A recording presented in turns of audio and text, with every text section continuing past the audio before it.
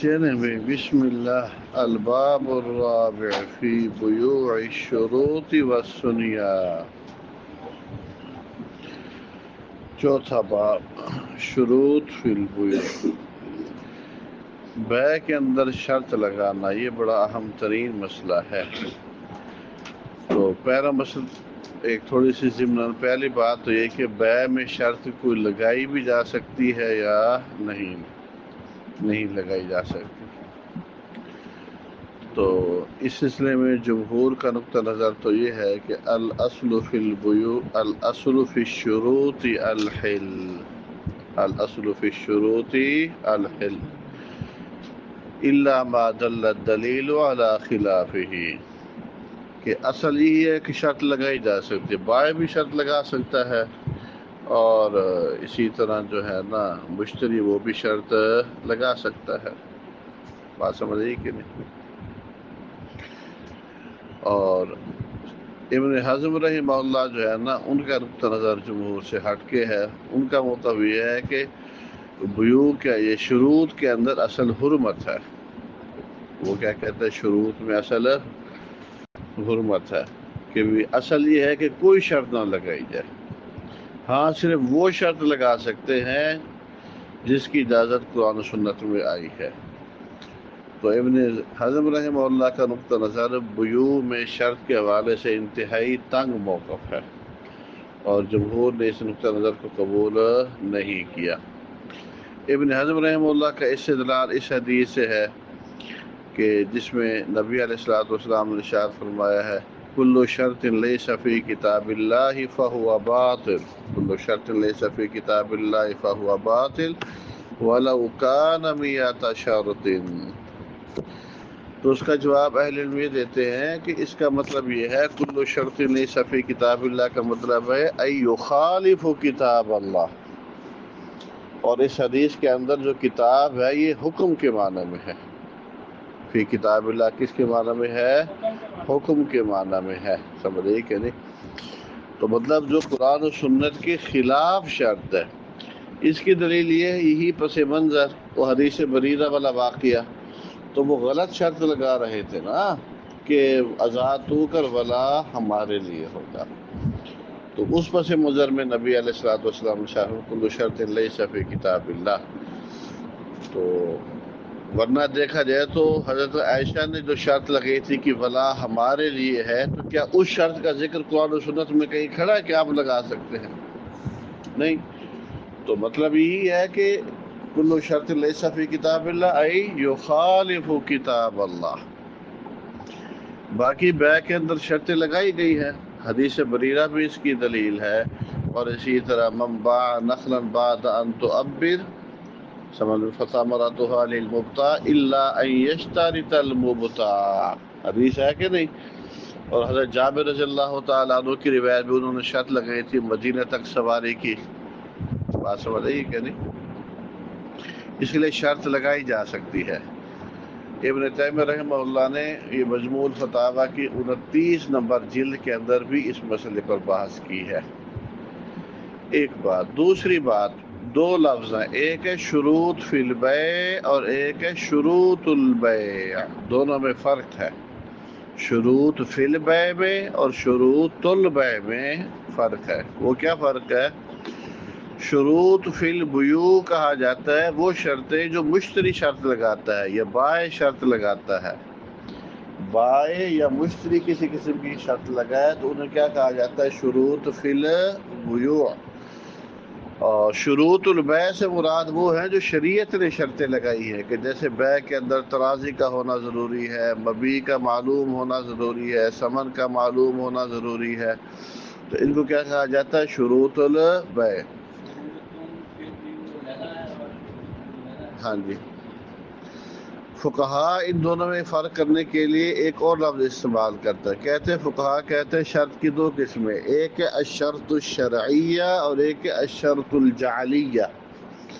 شرط الشرعیہ وہ شرط ہوتی ہے جو شارع نے لگائی ہو، اور انسان کی طرف سے کسی قسم کی کوئی شرط لگائی گئی ہے خواہ بائع یا مشتری کی جانب سے، اسے کیا کہتے ہیں؟ الشرط الجعلیہ۔ بات سمجھ آئی کہ نہیں؟ تو یہ تمہید کے طور پر یہ دو چار باتیں تھیں. تو الباب الرابع فی بیوع الشروط والثنیہ، تو اس میں شروط سے مراد شروط فاسدہ، اور استثناء یہ بھی گویا کہ ایک طرح کا شرط ہی ہوتا ہے، اس لیے جو ہے نا شروط کے باب میں ابن رشد رحمہ اللہ نے ثنیہ کو بھی ذکر کیا ہے. دیکھیں کہتے وہذہ البیوع الفساد فاسد بیوع الذی یکون فیہا هو راجع الى الفساد الذي يكون من قبل الغرر، جو لوٹتے ہیں اس فساد کی طرف سے جو غرر کی جانب سے ہوتا ہے. غرر کی وجہ سے جو ہے نا، جس وجہ سے جو فساد آتا ہے، ان بیوع کا ذکر ہوا ہے. ولیکن لما تضمنها النص، لیکن یعنی یہ جو بیوع شروط و ثنیہ ہے نا، تو ان میں بھی ایک طرح کا غرر ہوتا ہے. لیکن لما تضمنها النص، لیکن چونکہ نص ان کو شامل ہے تو ضروری ہے کہ آپ بنائیں بیوع فاسدہ کی اقسام میں سے ایک قسم علی حدۃ الگ طور پر. یعنی بیوع شروط و ثنیہ میں بھی غرر ہوتا ہے، تو اس پہلو سے دیکھا جائے تو اس کو الگ ذکر نہیں کرنا چاہیے، جو پیچھے غرر والی بیوع ذکر کی اس میں ذکر کرنا چاہیے. لیکن چونکہ شارع نے اس کے لیے ایک مستقل الگ لفظ بولا ہے، اس لیے ہم اس کو پھر الگ ایک باب ذکر کر رہے ہیں. وہ معنی واضح ہو گیا. تو اب بات کہتے اصل لوگوں کا اختلاف اس باب میں جو ہے نا وہ 3 روایتیں. یہ بڑا شاندار خلاصہ نکالا ہے ابن رشد نے نا، کہ بیع میں شرطیں لگانے کے حوالے سے بنیادی روایات کیا ہے؟ 3 ہیں. ایک تو ہے حدیث جابر، وہ کیا کہتے ہیں؟ رسول صلی اللہ علیہ وسلم مجھ سے اونٹ خریدا وشارت زارہ الی المدینہ. اب اس کا مطلب یہ بیع میں شرط لگائی جا سکتی ہے. وہذا الحدیث فی الصحیح. اور دوسری روایت حدیث بریرہ کی ہے جس میں رسول نے کہا کل شرط لیس فی کتاب اللہ فہو باطل ولو کان مئۃ شرط. اس کا مطلب یہ ہے جیسے ابن حزم کہتے ہیں بظاہر کہ آپ شرط نہیں لگا سکتے، اور یہ حدیث متفق علی صحتی ہے. تیسری حدیث جابر ہے نہا رسول اللہ عن المحاقل والمزابن والمخابر والمعاوم والثنیہ ورخص فی العرایا.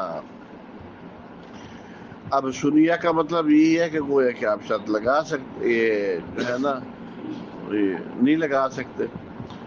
کہتے ہیں یہ بھی نیز جو ہے نا یہ صحیح میں خرج و مسلم. اسی باب سے ہے جو ابو حنیفہ رحمہ اللہ سے ایک روایت نقل کی گئی ان رسول اللہ صلی اللہ عن بیع و شرط. سمجھے کہ نہیں؟ ایک بیع اور شرط سے بنا گیا. تو فاختلف العلماء، علماء نے اختلاف کیا لتعارض هذه الاحاديث فی بیع و شرط، بیع و شرط میں ان روایات کے مخالف ہونے کی وجہ سے. ایک رائے یہ ہے کہ بیع فاسد ہے، شرط بھی فاسد ہے. کوئی کسی قسم کی شرط لگائی جائے، شرط بھی فاسد، بیع بھی فاسد. یہ رائے امام شافعی ابو حنیفہ رحمہ اللہ کی. دوسری رائے یہ ہے کہ بیع بھی ٹھیک ہے، شرط بھی ٹھیک ہے. یہ قول ابن ابی شبرمہ کا ہے. تیسرا قول یہ ہے کہ بیع درست ہے لیکن شرط باطل سمجھی جائے گی. یہ رائے ابن ابی لیلہ کی ہے. امام احمد کہتے ہیں بیع جائز ہے ایک شرط کے ساتھ، البتہ 2 شرطیں لگائی جائیں تو فلا پھر بیع جائز نہیں ہے. سمجھے کہ نہیں؟ کیوں؟ حدیث میں ہے نا لا شرطان فی بیع، لا شرطان فی. تو امام احمد رحمہ اللہ اس حدیث کے ظاہر کے مطابق کہتے ہیں کسی قسم کی 2 شرطیں لگانا منع ہے، چاہے وہ شرطیں صحیح کیوں نہ ہوں، چاہے وہ شرطیں صحیح کیوں نہ ہوں. ایک لگا سکتے ہو، ایک لگا سکتے ہو. وَأَمَّا مَعَ شَرْطَيْنِ فَلَا. اب کہتے ہیں دیکھو فمن ابطل البیع والشرط، جس نے باطل قرار دیا بیع کو بھی شرط کو بھی، اخذ بعموم نہیہ عن بیع و شرط، اس حدیث سے استدلال کیا ہے. اور دوسری دلیل والی عموم نہیہ یعنی سنیہ کی بیع سے نبی اسلام نے منع کیا ہے، یہ دوسری دلیل ہے. ومن اجازہما، جس نے دونوں کی اجازت دی ہے اکٹھے، اس کا استدلال حدیث جابر سے ہے جس میں بیع بھی کھڑی ہے شرط بھی کھڑی ہے. ومن اجاز البیع، اور جو کہتا ہے بیع ٹھیک ہے شرط باطل ہے، اس کا استدلال حدیث بریرہ سے ہے. اور جو کہتا ہے دو شرطیں نہیں لگا سکتے ایک درست ہے امام احمد، اس کے استدلال حدیث عمرو بن عاص جو ابو داؤد میں قال قال رسول اللہ یحل سلف و بیع ولا یجوز شرطان فی بیع، یہ دو شرطیں آپ نہیں لگا سکتے. بات سمجھ رہی کہ نہیں؟ ولا ربح ما لم تضمن ولا بیع ما لیس هو عندک. تو یہ ہے معارض روایات، جس وجہ سے یہ معاملہ جو ہے نا بڑا پیچیدہ ہو گیا ہے. تو اما مالک، امام مالک رحمہ اللہ کے نزدیک فالشروط عنده تنقسم ثلاثة اقسام، کہ امام مالک کے نزدیک شروط کی 3 اقسام ہے. امام مالک کے نزدیک شروط کی، اب دیکھا بدایت برکت، ٹھنڈی ہوا چلتی ماشاءاللہ ہے. اچھا، شروط کی 3 اقسام ہیں. نمبر 1 شروط تبطل ہی، کچھ شرطیں وہ ہوتی ہیں کہ شرط بھی باطل بیع بھی باطل، شرط بھی باطل بیع بھی باطل. مثلا ایک آدمی یوں کہتا ہے کہ جی یہ ایسی شرطیں ہوتی ہیں جو عقد بیع کے خلاف ہیں. مثلا بندہ یہ کہے جی میں تجھے موبائل بیچتا ہوں لیکن اس شرط پر بیچتا ہوں کہ تو نے آگے کسی کو تحفہ نہیں دینا یا آگے تو بیچ نہیں سکتا. بات سمجھ رہی کہ نہیں بھائی؟ جب وہ پیسے دے رہا ہے، مالک بن رہا ہے، تو کلی تصرف کا حق حاصل ہے. وشروط، اور کچھ شرطیں ایسی ہیں جو شرط بھی جائز ہے اور بیع بھی کیا ہے؟ جائز ہے. سمجھ رہی کہ نہیں؟ جو شرع کے خلاف نہیں ہے. راجح قول آپ کو آخر میں بتائیں گے. تیسرا قول یہ شروط تبطل ویثبت البیع، شروط باطل بیع ٹھیک ہے. اور بعض اوقات تو یہ بھی سمجھا گیا ہے امام مالک ایک چوتھی قسم بھی پائی جاتی ہے. وہ کیا؟ بعض شرط وہ ہے ان تمسک المشترط بشرطہ باطل البیع، اگر جو ہے نا شرط لگانے والا اس شرط پہ جمع رہتا ہے پھر تو بیع باطل ہے، اگر اس شرط کو چھوڑ دیتا ہے تو جاز البیع، بیع کیا ہے؟ درست ہے. اب یہ اجمالی بات تو ہے کہ بعض شرطیں ایسی ہیں، بعض ایسی ہیں، بیع ایسی ہیں. اب وَإِعْطَاءُ فُرُوقٍ بَيِّنَةٍ فِي مَذْهَبِهِ، اب واضح فرق نکالنا امام مالک کے موقف میں ان 4 اقسام میں عسیر اور مشکل ہے. اب جی کس طرح کی شرط، وہ پہلی قسم میں کوئی دوسری تیسری میں کون کون سی، یہ بڑا مشکل ہے. وَقَدْ رَامَ ذَلِكَ، اور ارادہ کیا ہے بہت زیادہ جو ہے نا فقہاء نے کوشش تو بڑی کی ہے. وَإِنَّمَا هِيَ رَاجِعَةٌ إِلَىٰ كَثْرَةِ مَا يَتَضَمَّنُ الشُّرُوطُ مِنْ صِنْفَيِ الْفَسَادِ. تو خلاصہ یہ ہے کہ یہ شرطیں لوٹتی ہیں کثر، یہ فساد کی جو 2 قسمیں ہیں نا، یہ ما مبین من بیانیہ. پہلے من صنفی الفساد مانا، فساد کی جو 2 قسمیں ہیں نا جو مخل بنتی ہیں بیوع کی صحت میں، اور وہ 2 قسمیں کیا ہیں؟ ربا اور غرر. اس کی کثرت کی طرف اور اس کی قلت کی طرف، وَإِلَى التَّوَسُّطِ بَيْنَ ذَلِكَ، اور اس کے بین کی طرف، یعنی جس میں ربا اور غرر ایسی شرط جس کی وجہ سے ربا غرر زیادہ ہے تو وہ حرام ہے. وہ کیا ہے؟ شرط بھی باطل بیع بھی باطل. اور جس میں ربا غرر کیا ہے ذرا کمتر درجے کا ہے، شرط باطل ہے بیع ٹھیک ہے. اور ایسی شرط جس میں ربا غرر نہیں پیدا ہو رہا، وہ شرط بھی ٹھیک ہے، وہ بیع بھی ٹھیک ہے. تو گویا کہ نقطہ کیا ہے کہ شرط کی وجہ سے دیکھا جائے ربا کے پہلو کو اور غرر کے پہلو کو کہ وہ کس حد تک ہے. بولی جواد بات سمجھ آ رہی ہے کہ نہیں؟ او الی ما یفید نقصا، یا دوسرا نقطہ کیا ہے؟ دیکھا جائے اس بات کی طرف جو کمی کا فائدہ دے ملک میں، کہ ایسی شرط جس کی وجہ سے ملک میں کمی آ رہی ہے. اگر تو شرط لگانے سے اس کے ملک کا کوئی فائدہ نہیں ہے، شرط بھی باطل بیع بھی باطل. اور اگر 50-50 ہے تو شرط باطل بیع ٹھیک. اور اگر شرط لگانے سے ملک پر کوئی اثر نہیں پڑتا، شرط بھی ٹھیک بیع بھی ٹھیک. تو یہ 2 نقطے، غرر ربا اور ملک کا فائدہ. بات سمجھ رہی کہ